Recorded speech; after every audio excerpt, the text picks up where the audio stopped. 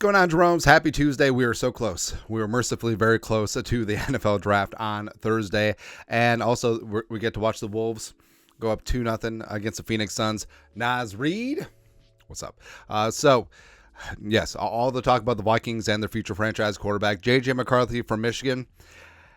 In a weird way, he's the biggest wild card of the bunch. And McCarthy didn't put up the big-time stats at Michigan, but all he did was win no matter what. He's young. He has the traits. He can be scalable. He can be coachable. And could he be the...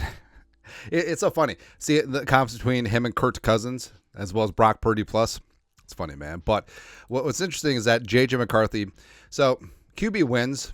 It's not a stat, but it's an indicator. And it's interesting because Kirk Cousins always put up the stats, but he didn't have the big-time QB wins. That was always a knock against him.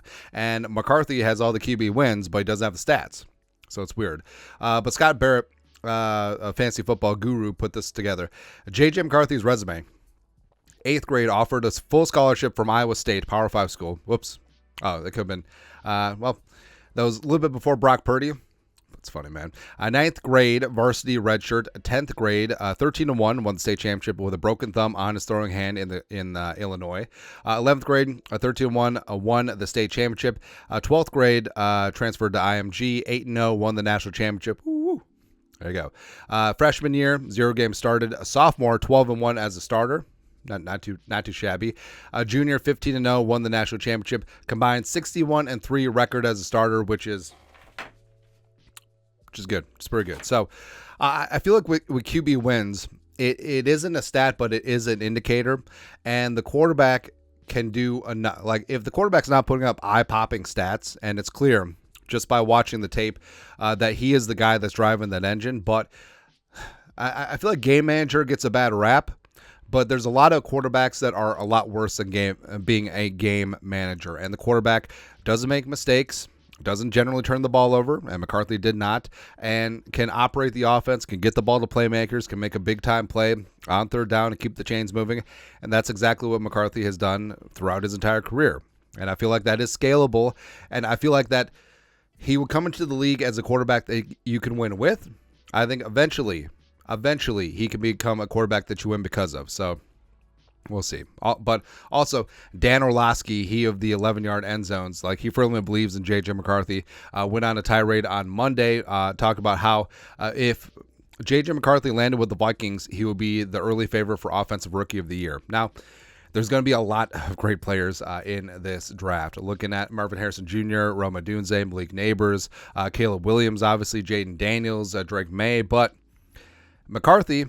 If he lands with the Vikings, and if he starts and plays significant snaps as a rookie, a.k.a. earns them over Sam Darnold, I think that you could see him rise up because he's going to have a decent floor with his rushing ability, keeping plays alive. If he can distribute to Jefferson, Hockenson, Addison, I mean, the sky could be the limit.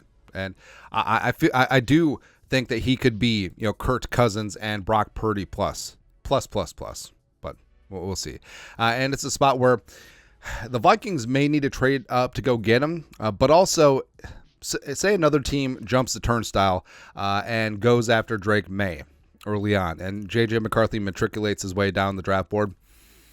It could be a spot where the Vikings sort of luck out there. But Schefter, talking with McAfee, Schefter says the Vikings and the Giants have been the teams most interested in trading up from the number 3 pick ahead of the draft. So talk about ahead of the draft, and of course, the Patriots sticking at 3.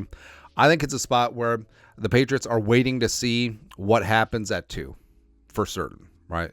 And whether it's May, whether it's Daniels, maybe the Patriots have the same preference, maybe it's different, and maybe they end up taking a quarterback at 3, but I don't see the Patriots trading 3 before the draft unless they get a knockout deal. Now, the Giants are interesting because they could go quarterback, they could go offensive line, they could go receiver, they could go defense. There's a lot of holes on that team. But the Giants, they don't have the trade firepower that the Vikings do, especially in that first round, but they do have 6. So if the Patriots want to move down, not too far, but they would still amass fewer picks and fewer points in terms of the trade chart. We'll see. But it's interesting to see that the Broncos, even though they signed Zach Wilson, I think they're firmly going to be in on quarterback. I think the Raiders are content sticking and picking But of course, that means that they will be the absolute wild card that trades up to 3. But who knows? Who knows? Someone who does know is Tommy freaking Kramer. So former first-round pick out of Rice. That's why I like him.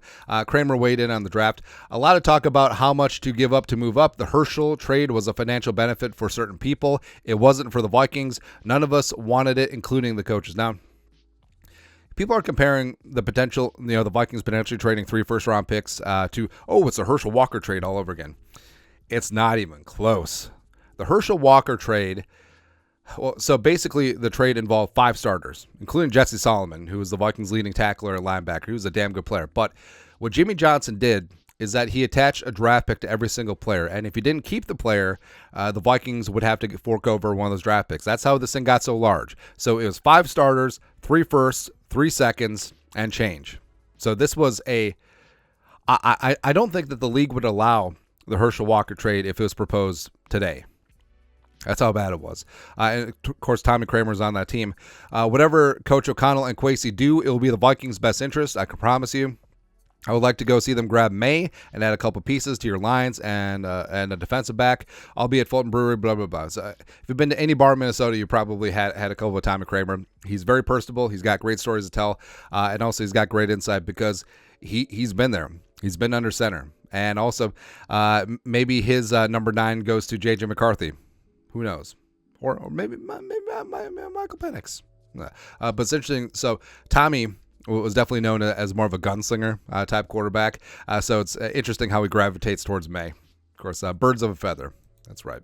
Also, speaking of trading down, so the Patriots, I feel like the Patriots are in the actual conundrum because, yes, you could stick and pick and take quarterback. It's the most important position of all team sports, but their rooster is a ways away.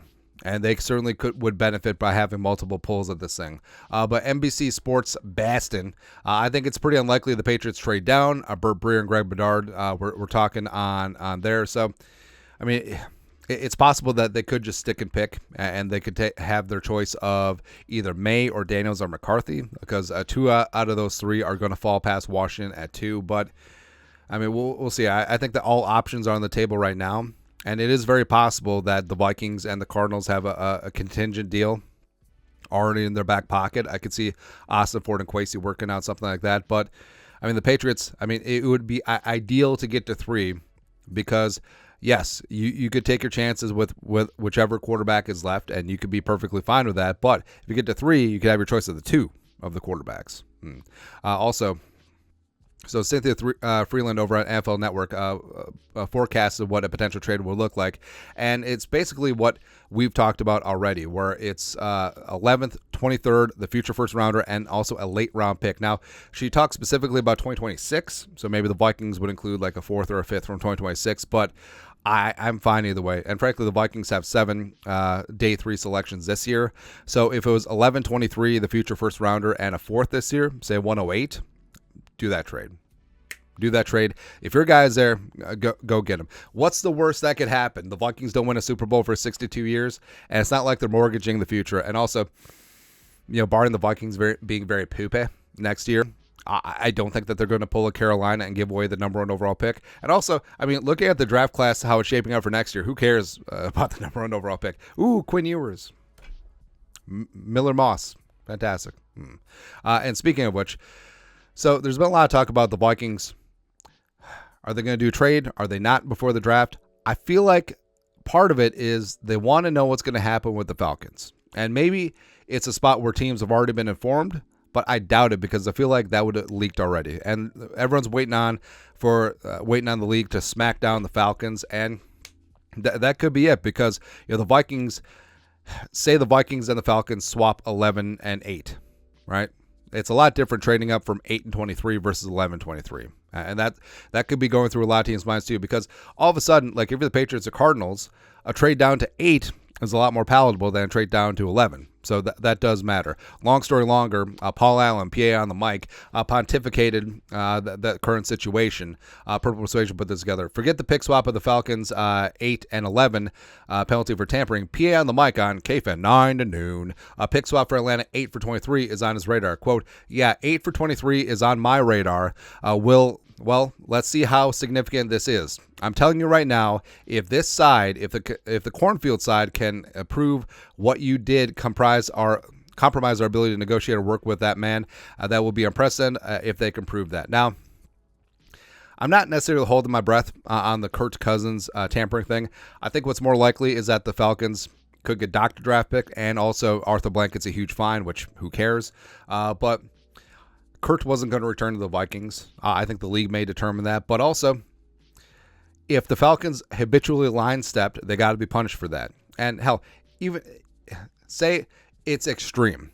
And the rumors are that it's going to be extreme according to Schefter. Say that the league takes away number 8 from the Falcons, and it doesn't go to the Vikings. It just is removed, like the Dolphins last year. All of a sudden, the Vikings have picks 10 and 22. So the Vikings are now in the top 10. So now the trade up gets a little bit more sexy as well. So there's a lot of things going on. Now, pie in the sky, could the Falcons have to swap 8 for 23? I would love it. I would love it because, well, first off, I mean, they could just stick and pick and maybe one of the quarterbacks gets to 8, depending on what happens with the Giants, sure. Or a trade up is a lot easier with 8 and 11 versus 11 23, but we'll see. Lastly, actually not lastly, but Kyle Hamilton. I love just putting him in the Vikings uniform just to trigger people. It's funny, man. But hey, Ryan Wright changed, man. But he looks good. So Kyle Hamilton, all-pro safety for the Ravens, put this out. Chipotle breakfast would do numbers. And he's absolutely right. So I feel like Chipotle's sort of going downhill since COVID, but that's an argument for another day. But there's something about the breakfast burrito. Breakfast burritos are fantastic. And basically, you just take a burrito and you throw some breakfast meat in there, some bacon, some sausage, some ham, a couple eggs, and you're good to go. The kids love breakfast tacos. The wife does too. But I will say this. So Chipotle burritos generally about the size of a baby. I feel like a little bit lighter fare in the morning. So maybe like half it, a little bit smaller burritos, but packing that punch. So the perfect breakfast burrito for me. So, well, I feel like for burritos, you have to go. All right, so flour tortilla, or if you do tacos, do corn, and scrambled eggs. A little bit harder scrambled eggs. So if I just want scrambled eggs on their own, I like soft scrambled eggs, but hard scrambled eggs, cheddar cheese, sausage, like Jimmy Dean style breakfast sausage all up in there, avocado. It's fantastic. And so a lot of people will put sauce. So a lot of people will put sauce on the burrito and then wrap it. No. So we've talked about this. You need to apply sauce on every bite as you go, because if there's too much liquid introduced to the structure, it can break down the structural integrity of anything, whether it's a burrito, whether it's a taco, whether it's a sandwich, whatever. And so I'm a proponent of this. If you're able to. Now, if you're eating at home, you can do this all the time. But if you're eating in a public setting, maybe you can't get your own bottle. But so you got your burrito, you have your hot sauce of choice, and then every single bite, you apply the hot sauce so you get that all up on your taste buds, and also you don't contribute to the sogginess of things, so it doesn't fall apart. That's the way you need to go, man. Also, same thing with sour cream, same thing with guac, if applicable. Yeah, every single bite, just add to it versus have it being on top. That's all. But that's it. Wolves are going to whip somebody's ass. They're going to go up 2-0 on the Suns tonight. Anthony Edwards still ascending those heights. I love it, man. It's fantastic. But listener thoughts on our thoughts. You guys know what to do. Beautiful Tuesday. Skol. Production value.